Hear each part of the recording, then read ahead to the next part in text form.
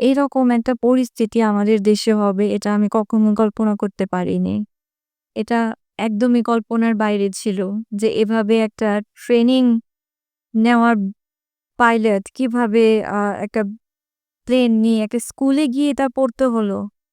And স্কুলে ১ টা না ২ টা না কত শত বাচ্চারা এভাবে মারা গেল। এটা কি মেনে নেওয়া যায়? এটা কখনোই মেনে নেওয়ার না। গতকালকের থেকে আমি পুরাই ট্রমাটাইজড হয়ে গেছি।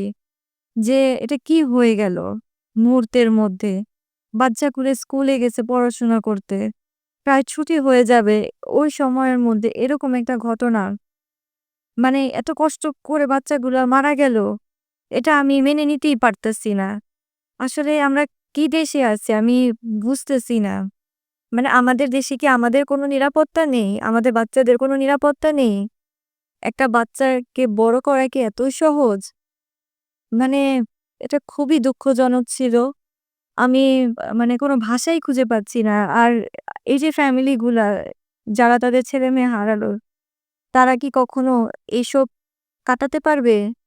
কখনোই পারবে না। কারণ আমরা জানি যে একটা ফ্যামিলির মানুষ হারানো কতটা কষ্টের।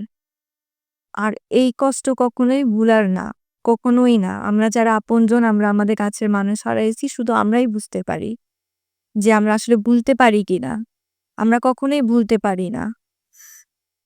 আমি দোয়া করি যারা মারা গিয়েছে সবাই জান্নাতের পাখি। একেকটা জান্নাতের পাখি মারা গিয়েছে। আর যারা এখনো কষ্ট করতেছে আমি তাদের দ্রুত সুস্থতার জন্য দোয়া করি। আল্লাহ ওদের কষ্ট কমায়া দেয়। আমিন।